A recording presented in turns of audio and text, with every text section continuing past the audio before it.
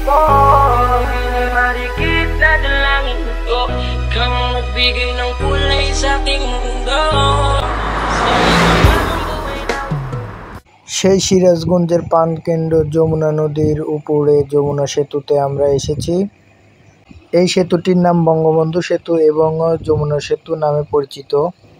এই সেতু 1998 সালে 23শে জুন বাংলাদেশের জনগণের লেগে উন্মুক্ত করে দেওয়া হয়। এর পাশেই রয়েছে যমুনা রেলওয়ে ব্রিজ।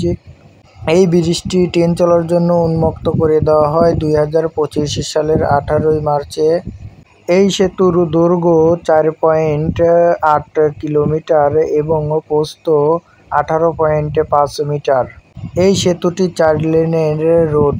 পূর্ব ও পশ্চিম প্রান্তের মধ্যে ট্রেন চলাচলের সময় লাগে মাত্র 3 থেকে 7 মিনিটের মধ্যে। তো এইখানে আমরা ঘুরতে এসেছি বিকালে।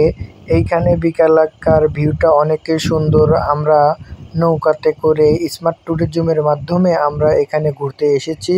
তাই আমরা 2টি নৌকায় এসেছি। আমরা এই যমুনা সেতুর পাশেই রয়েছে ইকোনমিক জোন, সেখানে আমরা পিকনিক করতে এসেছি। আমরা 2টি নৌকাতে করে আমরা প্রায় 80 জন মানুষ এসেছি। আমরা এই নদীতে ঘুরব এবং আমরা সেখানে যে পিকনিক করব, এই কারণে আমরা সবাই নৌকাতে করে এসেছি। এবং স্মার্ট ট্যুরিজমকে অবশ্যই ধন্যবাদ দিতে হয় যে এই স্মার্ট ট্যুরিজমের মাধ্যমে এত সুন্দর আমরা প্রোগ্রাম করতে পেরেছি।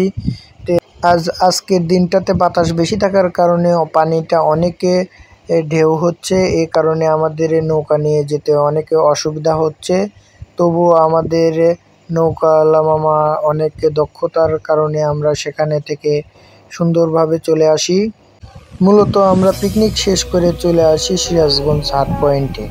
এখানে একটা নতুন ডিজাইন করা হয়েছে, লাভ সিরাজগঞ্জ। তে আমরা এটা দেখতে আসি এবং কিছু রিলস ভিডিও তৈরি করি।